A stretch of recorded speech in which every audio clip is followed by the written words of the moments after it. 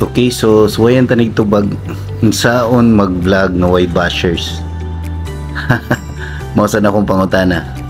Kay sa tinuod lang tanan nga sikat nay basher. O more bashers imong madawat, meaning kanang imong video nakarelate or na ay nakasabot kunya supak lang siya sa imong opinion. So ayaw kahadlok sa bashers, kay mas daghang bashers imong vlog, meaning mas daghang naabot sa imong video, kana makakwarta.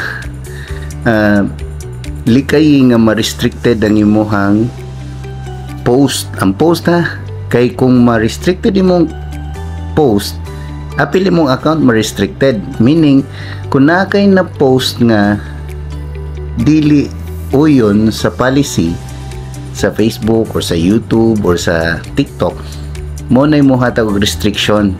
So kasagaran maka-restrict ka nang nag-post ka niyan na ay background music ang imuhang video, labi na kanang imuhang video nga ang background music gigamit kay sikat na background music, meaning kanang ilado ang music, ilado ang artist, mo-claim man to sila sa copyright.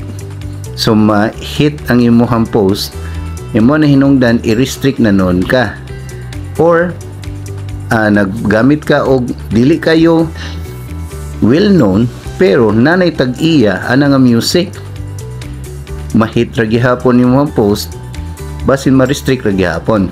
If ma-restrict imong account tungod atong imong post, i-delete lang to, pero nanay mga presa ko 20 days nga suspension nga dili ka maka monetize, meaning dili mo earn ang tanang post nimo. Ikaduha nga pwede ka ma-restrict, kay ako recently mo ni hinungdan na restrict ko kay ayo pataka og share. Dili ako ang post ha, dili ako naghimo sa post, ako ra ang gi-share, pero tungod ato kong gi-share na restrict ko.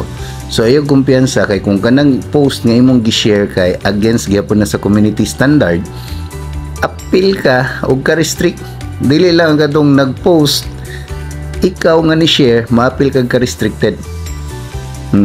So ang kanang sa kwarta dili ako magbuot, kay Meta, ang TikTok, ang YouTube, sila may magbuot kung maka-earn ba imong post o di.